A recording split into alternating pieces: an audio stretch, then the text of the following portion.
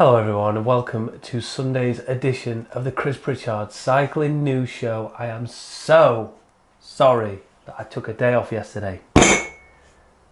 On the day where everything happened on the Tour de France, Stage 8 was insane and I managed to avoid the result all the way to the end of the day, just about to watch the highlights when Jesper sent me a message saying, shall we do a news story on the G crash? And I was like, what? Oh, transition. What? And I was like, oh no, G's out. That's it, G's done. And then I ended up watching it and thankfully, he's still in there. But where do we start with Stage 8? It was insane. In fact, right, let's start a poll. What one of these three things do you think was the most impressive from Stage 8? Was it Thomas de Gendt and his epic attack? In fact, check this stat out from Twitter. Hashtag Tour de France 2019, Stage 8, 200 kilometres. Thomas de Gendt was in the peloton for 3 seconds today.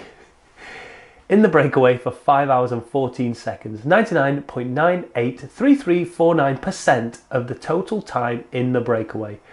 The winning solo attack lasted 19 minutes and 35 seconds. Impressive, right?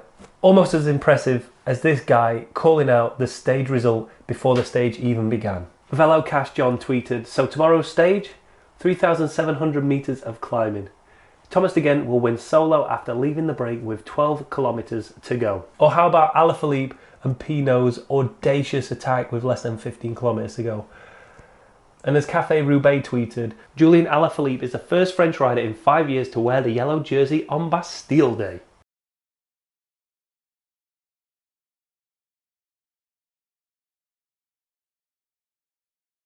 Listen, if de Gendt hadn't gone up the road, it would clearly be the biggest story of Stage 8. Alaphilippe and Pinot just trying to put as much time as they can into GC contenders. And they did a great job. Pinot has now put himself in the hot seat to take this overall GC and be the first French winner in a long time. Or how about, and by far the least impressive when it comes to physical performance, what about Team Ineos's F1 style pit stop after G had crashed to get him underway again? If the TV cameras had arrived 10 or 15 seconds after that crash, they wouldn't even known that G had gone down. Such was the efficiency. Check it out.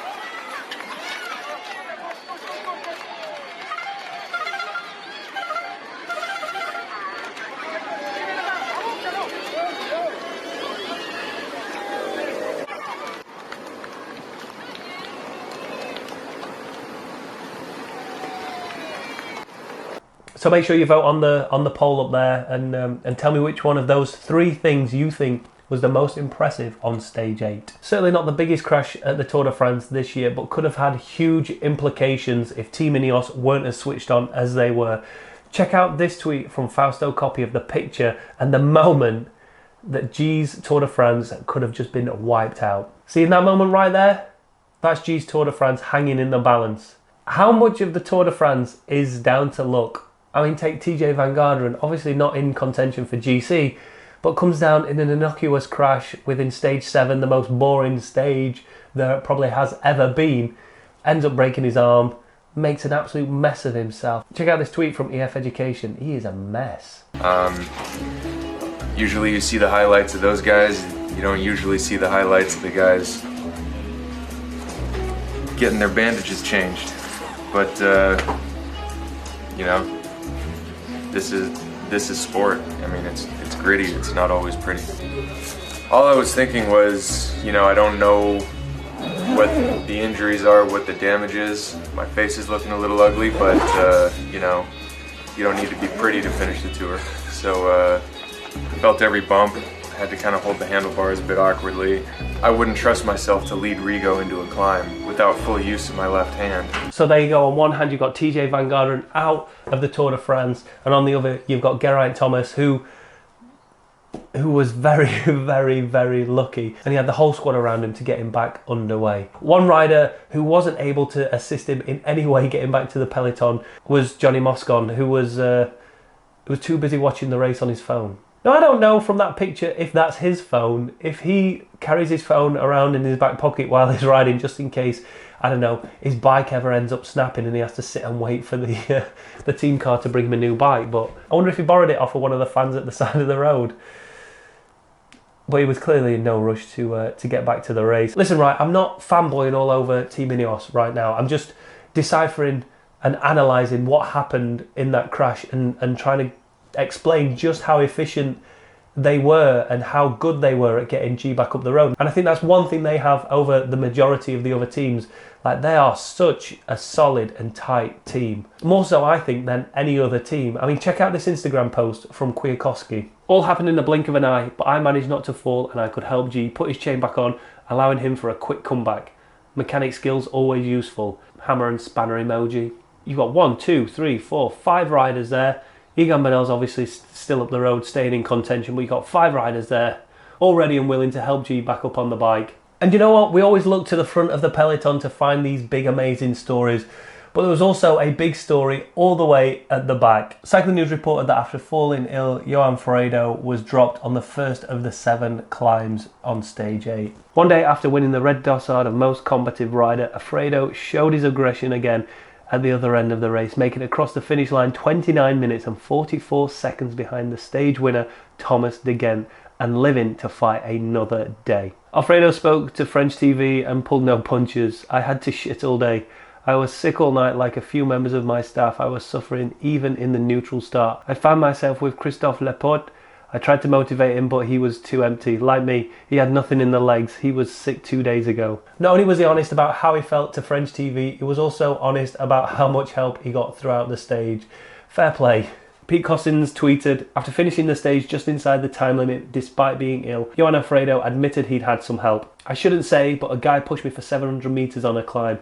I gave him a bottle to thank him. Then he pushed me for another 700 metres, so I gave him another. It's not always about the winning, it's about the stories that go on inside the peloton, and he lives to fight another day. And if that man assisted in helping him do that, then I'm sure the organisers will turn a blind eye, not only because he's French, but also it's a good story and it's a nice feel-good story. I've said it before, it must be horrible for a rider to have to abandon the Tour de France, no matter how crap they feel, no matter what they've broken, for them to have to abandon the Tour when their whole season is built around this Tour. To then have to abandon because you got sick must be so...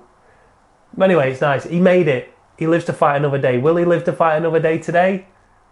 Well, by the time you see this, we'll know. So, Stage 8 is done and dusted. Stage 9 was another epic. It came down to the breakaway, staying away from the rest of the peloton. The peloton allowed that break to get about 10 minutes up the road. One rider who tried to get into it, Rui Costa, he got as close as 19 seconds, 20 seconds. But the front 14 riders, I don't think they wanted him in there, so they all kept working to make sure he never got back in.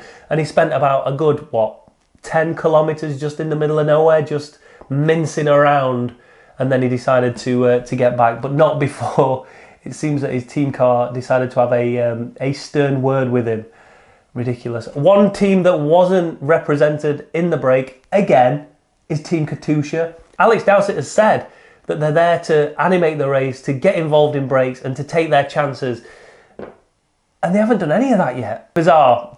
Anyway, the break stayed away and it came down to a group of around 5 riders all just smashing each other to bits. Nico Roach was in there, eventual winner Daryl Impey, Jesper Stuyven. Now Impey was playing an absolute perler of a poker face game. He refused to do any of the work, and when he needed to go, he went, and he went hard. Him and Tiege Benoot managed to stay away, and then it came down to the sprint, and no one's going to bet against Impey in that sprint. Tiege Benoot kind of sat up with about 75 metres left. He knew he was beat, but what a stage. What an absolute great stage. I don't know if it was because it was Bastille Day or they were heading down the roads where Romain Bardet grew up, but he decided to have a little zest out of the peloton on the last little kicker. Didn't really do anything. Team Ineos, as per usual, just stomping it on the front of the peloton, brought them back, and that was that. Richie Porte tried to get in there with Bardet, but to no avail, really. It's pretty much status quo when it comes to GC. The riders have got one more day now before a rest day. It seems to have been a long old stint this first 10 days. So stage 10 tomorrow, and then they get a rest day. And guess what? So do I. Anyway, let's talk about other news going off in the Tour de France, amongst other things going off in the world of cycling.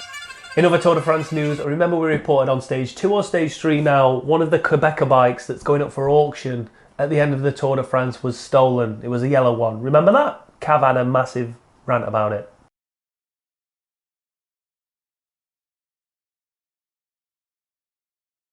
Right, anyway, that bike has been found. The Tour de France official Twitter handle tweeted this out. Breaking news, we finally found the Quebecer bike. Many thanks to Brussels police and everyone who helped. The bike will now join the 3 other bikes in Paris to be sold by auction at the end of the tour. Rumours are that whoever had stolen it actually watched the Chris Pritchard Cycling News show last week, felt so guilty that they decided to give it back, so congratulations, well done. Is it just me, or have we noticed a distinct lack of major crashes in this year's Tour de France and a lot less riders abandoning? Alright then, let's move on to other news in the cycling world, and there's a lot to get through, so let's hit it. Now, according to Alan Marangoni on Eurosport Italia, Philippe Gilbert is going to sign a 3-year contract with Lotto Soudal, while Davide Formolo is close to signing with Team UAE. Now, if you're a little bit squeamish, I will advise you probably don't look at this next picture, but this rider here got impaled at the Eddy Merckx Velodrome in Belgium. Lorenzo Gobbo, an Italian young rider, was seriously injured in an accident at the Eddy Merckx Cycling Centre in Ghent on Friday. In the fall, he was pierced by a huge piece of wood from the track. Now, one of my regular viewers, Portia Griffiths, actually got in touch with me and said, is this legit? Is this real? Or is this photoshopped? I can guarantee that that's real. This has happened quite a few times, probably most notably to Azulia Wang, the Malaysian rider. It happened at a World Cup where, I think it was Manchester, where a splinter had come off the track and gone through his, like the front of his leg and come out at the back of his calf. That was pretty horrendous. And also Olympic champion Jason Queally, he suffered something similar. A splinter went through his back and out of the top of his shoulder when he was raced at Meadowbank in Edinburgh, which is, if you've raced Edinburgh, if you've raced Meadowbank, it's a wooden velodrome with no roof on it that is exposed to the elements 365 days a year. And you know what the elements are like up in Scotland. So yeah, it's not the first time it's happened, probably won't be the last, but thankfully he should make a full recovery, and I think and hope that it looks worse than it actually is. YouTube news now, and if you're a fan of Cameron Jeffers, you might have watched this video already. Now, Cameron's not been uploading videos recently with any onboard footage because simply BC got in contact with him and DQ'd him from the races where he has been using onboard camera. But this whole DQing of Cameron Jeffers for using onboard cameras might have actually stimulated some sort of conversation between him and British Cycling. It sounds like he's working alongside British Cycling, or at least chatting with them, to try and make this a viable option for riders to be able to use onboard cameras. We've spoken about this in the past on various different videos. If you've been a long time subscriber to this channel, then you'll know I used to race track league, and when I did, I used to take my camera along and film it. It is a really frustrating position to be in, to be someone who creates content, who knows the value of producing videos like Cameron does. Like, his videos are shining light on races that otherwise would get no publicity whatsoever. No one prior to Cam filming it had heard about, I mean the majority of people hadn't heard about the Preston Crit. I can't even think what the negatives might be as to not allow people to use cameras. Now, don't give me this argument that if someone sees a camera on the back of a bike or the front of a bike that they're going to ride differently because of it. They're going to try and do stupid moves just to make it onto camera. No, that does not work. That's just stupid. If it's down to data protection, that could potentially be a bit of an issue, especially if you're in junior races or races with youths, could be a problem. What else? The fact that someone might cause an accident and then British Cycling get sued because of said footage, potentially, I don't know. But as ever, leave your comments down below. I know I got some comments last week with the NorCal video. Oh, and by the way, this whole thing, I was wrong. I'm just so used to using it in track that, yeah, you're right. You are all right. If you're flicking your elbow, that's like, come through, not I'm going this way. So I apologise for that. But in that video, people had mentioned that, what, you can't use a video camera in the UK? No, you can't. Not yet. But maybe Cameron Jeffers is a pioneer to change all that. A few days ago now, we reported on the folding of Katusha Alpecin. Not official yet, but looks like that team is going to be folding at the end of the year, as both Alpecin and Canyon want to move their sponsorship euros to another team, and that team seems to be Mathieu van der Poel's. However, it seems that Canyon want him to go over to Movistar. According to this tweet from La Flamme Rouge, breaking, Canyon want to send Mathieu van der Poel to Movistar for next season. And then according to that story on AS.com, Quintana, Landa and Carapaz with 1 foot out of Movistar in 2010. Only 3 of the 25 riders have contracts beyond 2020. Alejandro Valverde, Marc Soler both until the end of 2021 and Carlos Verona up until the end of 2020.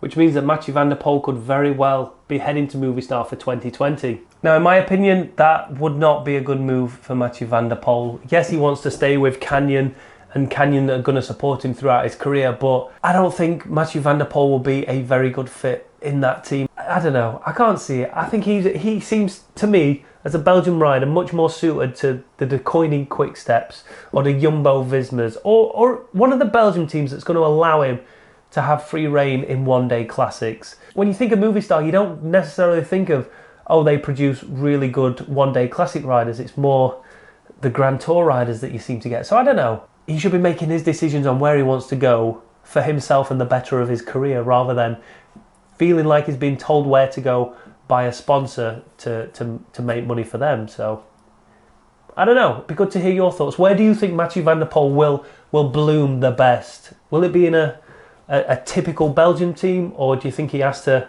leave that nest and fly to the Spanish team to really get the best out of him? Who knows?